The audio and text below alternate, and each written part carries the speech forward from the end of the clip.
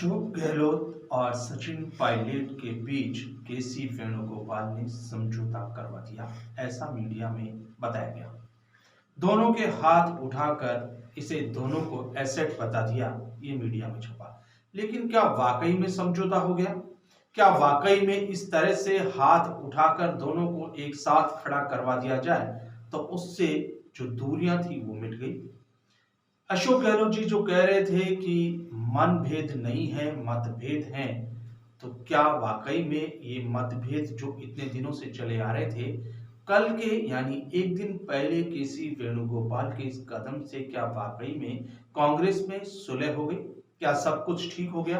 क्या जो कुछ चल रहा था उसके बाद अब शांति रहेगी? क्या अब कांग्रेस इससे मजबूत हो गई? ये सारे सवाल हैं जिनको समझना हर आदमी चाहता है कि आखिर इस पूरी लड़ाई में, इस पूरे वाकये में हुआ क्या, इसका नतीजा क्या निकला? तो नतीजा तो कुछ नहीं निकला। इसलिए नहीं निकला कि मात्र राजनीति में अगर हाथ खड़े करके ये समझौते होते तो ये राजनीति खेल के मैदान से अलग नहीं होती। जनाब, ये खेल का मैदान नहीं है जहां खिलाड़ियों को हाथ उठाकर जीत और हार के फैसले होते हैं। यहाँ शतरंज की इस बिसात पर रोज नई चालें चली जाती है। यहाँ पर उनके समर्थकों का पीछे एक बड़ा समर्थकों का समूह होता है जो नेता की हर गतिविधि पर ताली बजाता है या फिर उस पर निराश और हर्ष व्यक्त करता है। उनका क्या होगा?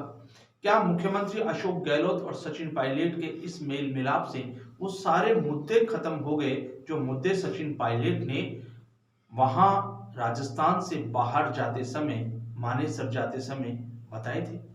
क्या एक कार्यकर्ता के स्वाभिमान की बात जो सचिन पायलट करके बार बार इस मुद्दे को जिंदा करते हैं, क्या वो रह गया?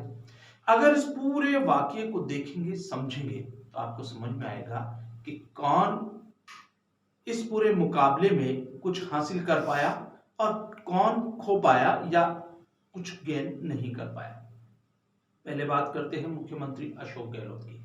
तो सारी कूटनीतिक जो स्थितियां हैं वो मुख्यमंत्री अशोक गहलोत के पक्ष में है। सारा माजरा क्या था? सारे पायलट समर्थक जो बोल रहे थे वो मात्र घंटे गिन रहे थे, कभी उनकी सरकार में रहने के या कभी दिन गिन रहे थे, लेकिन उन सबको धत्ता बताकर सितंबर से लेकर अब तक मुख्यमंत्री अशोक गहलोत मुख्यमंत्री की कुर्सी पर काबिज है। और जब केसी वेणुगोपाल आए उससे एक दिन पहले भी चर्चाओं का बाजार गर्म था कि फैसला हो गया है, अब सुनाना बाकी है। कहां है प्रमोद कृष्णम जिन्होंने कहा था कि फैसला सुनाना बाकी है? क्या यही वो फैसला था जिसे सुनाना था कि दोनों के हाथ उठाकर दोनों को एसेट बता दिया? यही फैसला था जिसे बताना बाकी था?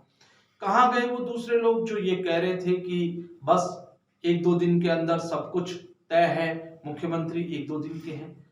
उन सब बातों को अगर सही साबित नहीं कर पाए या वो नहीं हो पाया तो किसके पक्ष में हुआ?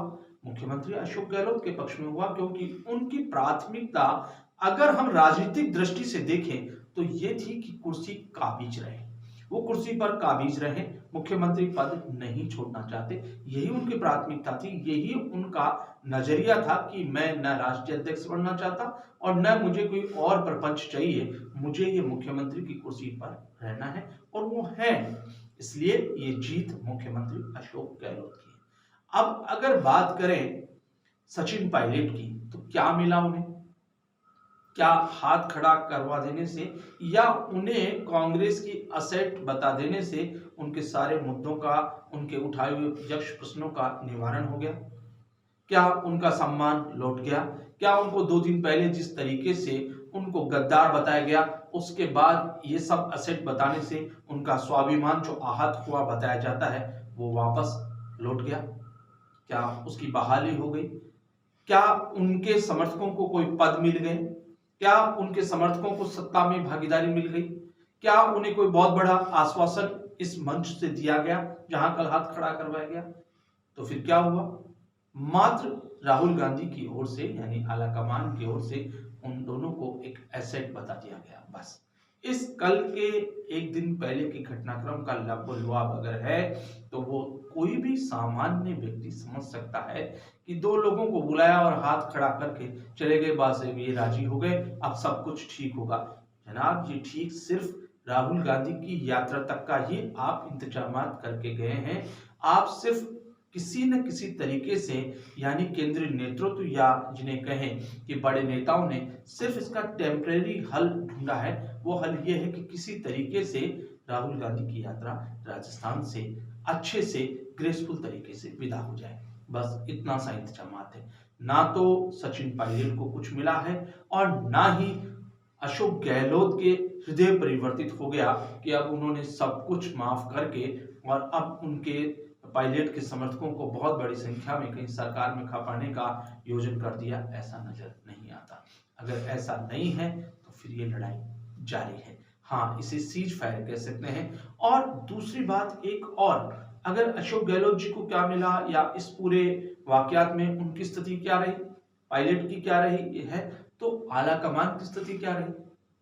आला कमान की स्थिति सिर्फ ये रही कि जो मैं पहले भी कह चुका कि मुख्यमंत्री अशोक गहलोत एक टाइमिंग का गेम खेलते हैं। वो उस समय गेंद फेंकते हैं, उस समय पानी में कंकर फेंक के उससे उठने वाली तरंगाओं को नापते हैं कि क्या कुछ कर सकते हैं आला कमान। अब उनके लिए महत्वपूर्ण है खड़गे, और मल्लिकार्जुन खड़गे को लेकर बहुत गंभीरता कल भी उन्होंने दिखाई। उन्होंने इशारों में समझाया कि अब जो कुछ करना है वो खड़गे साहब को करना है, ना तो राहुल को करना है और ना ही प्रियंका गांधी को करना है। ये बात उन्होंने इशारों में समझा दी। ये बात वो जब जब भी बोलते हैं तो उनके इशारे बहुत दूर तक काम करते हैं। कुल मिला के इस पूरे प्रकरण के अंदर अगर कोई समझ रहा है कि इस पूरे मामले का पटाक्षेप हो गया, तो नहीं हुआ। इस पूरे मामले में अगर कोई घाटे में रहा तो वो सचिन पायलट का समूह, उनके समर्थकों का समूह रहा।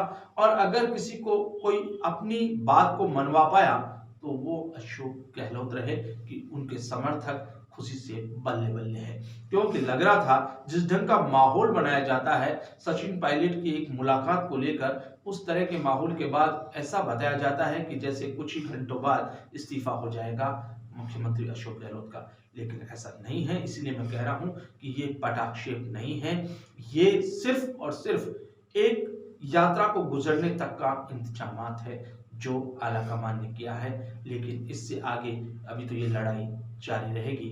बस इंतजार है किसी तरीके से राहुल गांधी की इस भारत जोड़ो यात्रा के राजस्थान से गुजर जाने का।